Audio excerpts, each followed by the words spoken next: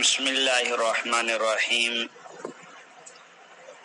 آپ سے چند ایام تک قربانی کے مسائل کے عنوان سے آپ حضرات کی خدمت میں گفتگو ہوتی رہے گی۔ مسائل کو ذکر کرنے سے قبل چند باتیں آپ کی خدمت میں عرض کرنی ضروری ہیں۔ ہر صاحب نصاب پر قربانی واجب ہے۔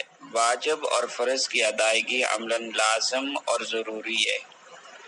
قربانی واجب ہونے کے باوجود قربانی نہ کرنے والا فاسق اور سخت گناہ گار ہے، اور جس پر قربانی واجب ہے وہ قربانی کے ایام میں قربانی کا جانور ذبح کر کے ہی اس ذمہ داری سے سبکدوش ہو سکتا ہے۔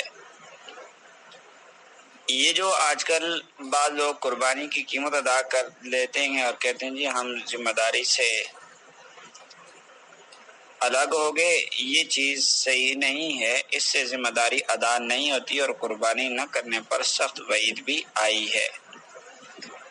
یہ طریقہ حضرت ابراہیم علیہ السلام اور حضرت اسماعیل علیہ السلام سے شروع ہوا ہے اور قیامت تک جاری رہے گا، اور قربانی کرنے والے کو قربانی کے جانوروں کے ہر بال کے بدلے میں ایک ایک نیکی ملتی ہے، اور آخرت میں نیکیوں کی حد سے زیادہ ضرورت ہوگی اور پل صراط سے گزرنا بھی آسان ہوگا۔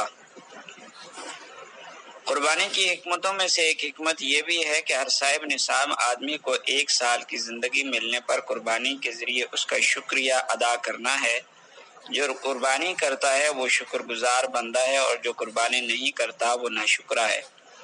اور شکریہ ادا کرنے والے کی نعمت میں اضافہ ہوتا ہے، ناشکری کرنے والے کی نعمت میں کمی آتی ہے۔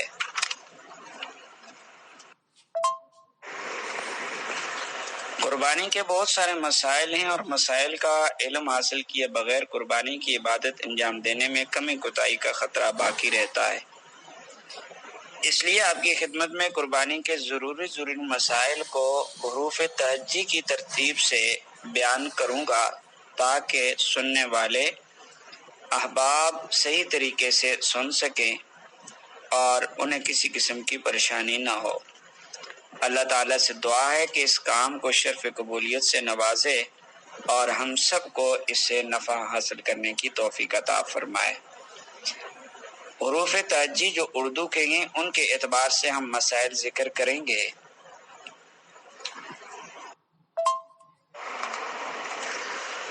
بسم اللہ الرحمن الرحیم۔ حروف تہجی میں پہلا حرف ہے الف اور الف مد آ۔ ان دونوں سے جو قربانی کے مسائل ہیں وہ ذکر کیے جاتے ہیں۔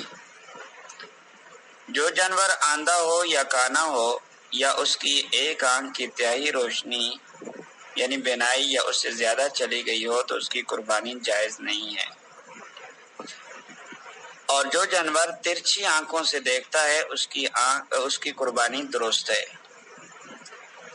اگر کوئی شخص دوسرے آدمی کی واجب قربانی کرنا چاہے تو اس سے اجازت لینا ضروری ہے، ورنہ اجازت کے بغیر قربانی کرنے کی صورت میں دوسرے کی واجب قربانی ادا نہ ہوگی۔ ہاں، اگر کسی جگہ یہ رواج ہو کہ شوہر اپنی بیوی یا باپ یا اپنی بالغ اولاد کی طرف سے قربانی کر دیا کرتا ہے، اور بیوی اور اولاد کو یہ بھی بات معلوم ہو، تو اس عرف اور رواج کی وجہ سے ان کی طرف سے واجب قربانی درست ہو جائے گی۔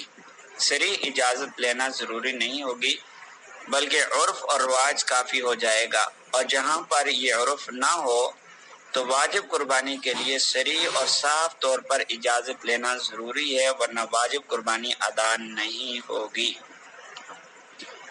موجودہ دور میں اجتماعی قربانی کا رواج عام ہو رہا ہے، اور بہت سارے ادارے یہ خدمات انجام دے رہے ہیں۔ یہ جائز ہے، شرعاً اس میں کوئی قباحت نہیں ہے، بلکہ اگر کھال کی وجہ سے جان کا خطرہ ہو تو ایسی صورت میں اجتماعی قربانی میں حصہ لینے کو ترجیح دینا بہتر ہے، تاکہ قربانی بھی ہو جائے اور پریشانی بھی نہ ہو اور کھال بھی مستحق لوگوں کو مل جائے۔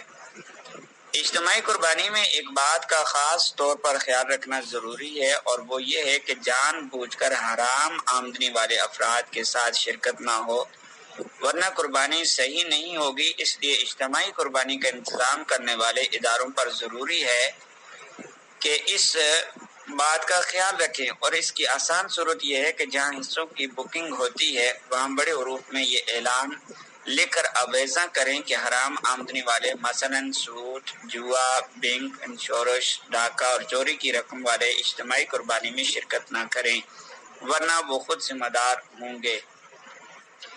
اجتماعی قربانی میں مشترکہ جانور کو ذبح کرنے سے پہلے جن 7 شریکوں کی طرف سے یہ قربانی ہے ان کا تعین اور ذبح کے وقت ان کی طرف سے قربانی کی نیت کرنا ضروری ہے، ورنہ تعین نہ ہونے کی وجہ سے قربانی صحیح نہ ہوگی۔ اگر اجتماعی قربانی میں قربانی کرنے کے بعد رقم بچ جائے تو باقی رقم واپس کرنا لازم ہوگا۔ رقم جمع کرانے والوں کی اجازت کے بغیر بچی ہوئی زائد رقم اجتماعی قربانی کرنے والوں کے لیے رکھنا جائز نہیں ہوگا۔ ہاں، اجتماعی قربانی کرنے والے اجرت کے طور پر کچھ لینا چاہیں تو ابتدا ہی سے متعین کر کے لے سکتے ہیں، بعد میں نہیں۔ ادھار خریدے ہوئے جانور سے قربانی کرنا جائز ہے کیونکہ خریدنے والا اس کا مالک ہے۔ کسی کام کے لیے ادھار لیے ہوئے جانور سے قربانی کرنا درست نہیں کیونکہ وہ غیر کی ملک میں ہے۔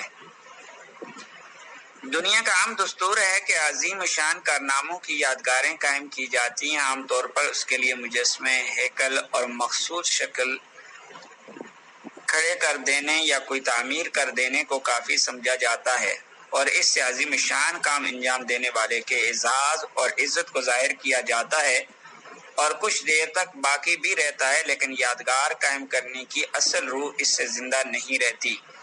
اس لیے اسلام نے مجسمات، ہیکل وغیرہ کی تعمیر اور تصنیف کی قدیم رسم کو چھوڑ کر ان کے افعال کی نقل کرنے کو عبادت بنا دیا اور قیامت تک لوگوں پر لازم کر دیا، جس سے نہ صرف ان اعمال کے کرنے والوں کی یاد ہر وقت زندہ رہتی ہے بلکہ ان کے اس نیک عمل کا جذبہ بھی دلوں میں بیدار ہوتا ہے۔ مجسمات اور تعمیرات کتنی ہی زیادہ مضبوط ہوں، آخرکار حوادث کا شکار ہو کر فنا ہو جائیں گی، نام و نشان تک مٹ جائے گا، مگر اسلامی یادگاریں قیامت تک کے لیے باقی رہیں گی۔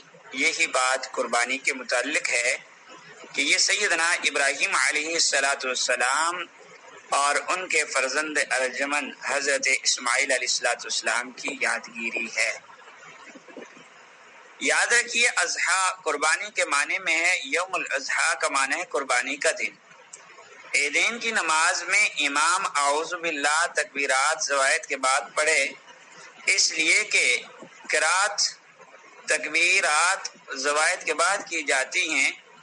امام ابو حنیفہ اور امام محمد کے نزدیک اعوذ باللہ قرات کے تابع ہے، البتہ تکبیر تحریمہ اور تکبیرات زوائد کے درمیان ثنا پڑھے۔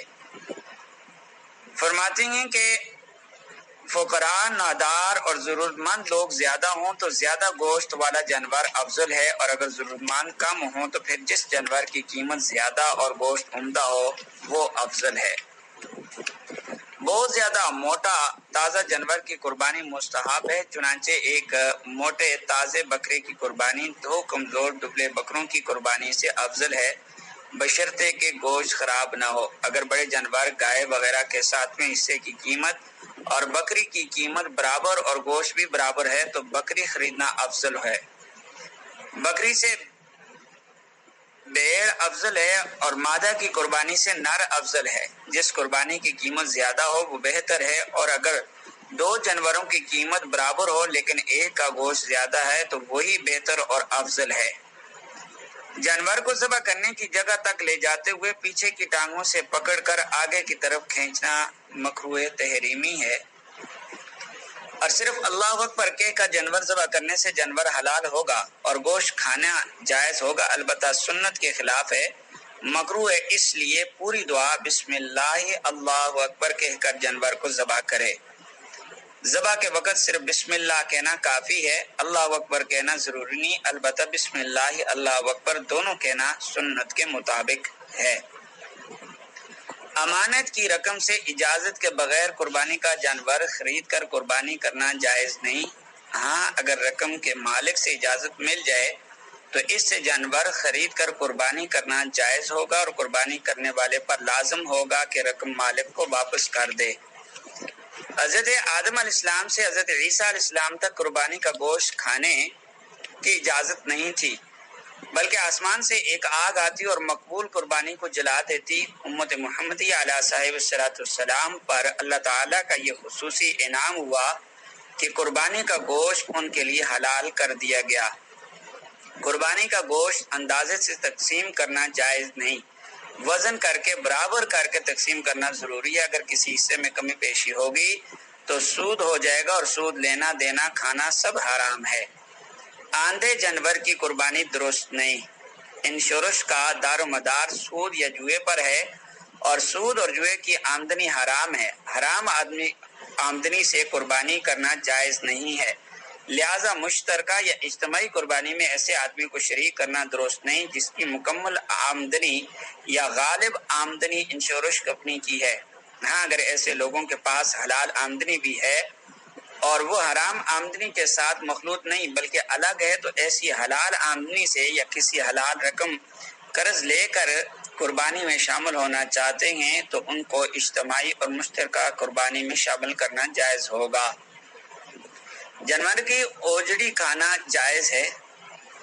اگر اولاد خود صاحب نصاب ہو تو خود ان پر قربانی کرنا واجب ہوگی، اور اگر وہ صاحب نصاب نہ ہو تو والد پر ان کی طرف سے قربانی کرنا ضروری نہیں۔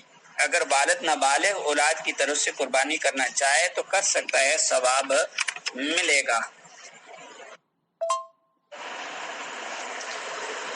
ماں باپ کے لیے اولاد کی طرف سے قربانی کرنا واجب نہیں۔ مثلا کسی کی اولاد میں 10 افراد ہیں، سب ایک ساتھ رہتے ہیں، باپ کی زندگی میں صرف باپ پر قربانی واجب ہوگی، یعنی اپنے نام سے قربانی کرے گا، اولاد کے نام سے نہیں۔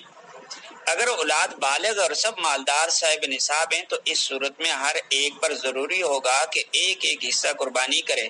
اگر باپ اولاد کی طرف سے اولاد کی اجازت سے ان کی قربانی کرے گا تو ان کی قربانی بھی ادا ہو جائے گی اور والد کو ثواب ملے گا۔ البتہ اگر باپ نہیں کرے گا تو ہر ایک پر لازم ہوگا کہ ایک ایک حصہ قربانی کرے، ورنہ سب گناہگار ہوں گے۔ اگر اولاد نابالغ ہے تو ان پر قربانی واجب نہیں ہے۔ اونٹ میں بھی حنفیہ کے نزدیک 7 ہی افراد شریک ہو کر قربانی کر سکتے ہیں۔ 7 افراد کی شرکت میں قربانی صحیح ہونا متفق علیہ ہے، اور اس سے زیادہ 10 کی شرکت مختلف ہی ہے تو متفق علیہ قول پر عمل کرنا زیادہ احتیاط پر مبنی ہے۔ اگر ایام نہر میں شک ہو گیا کہ 12ویں ذی الحجہ ہے یا 13ویں تو قربانی کرنے میں تیسرے روز تک تاخیر نہ کرے۔ تاخیر ہو جانے کی صورت میں قربانی کر کے سب گوشت کا صدقہ کر دینا مستحب ہوگا۔ مردوں کو ثواب پہنچانے کے لیے قربانی کرنا جائز ہے، اس سے مردوں کو فائدہ ہوگا، اور اصال ثواب کے لیے ایک حصہ قربانی کر کے اس کا ثواب بہت سارے مردوں کو بلکہ تمام امت مسلمہ کو بھی پہنچانا درست ہے۔ اس قسم کی نیت کرنے کی صورت میں تمام امت مسلمہ کو ثواب ملے گا۔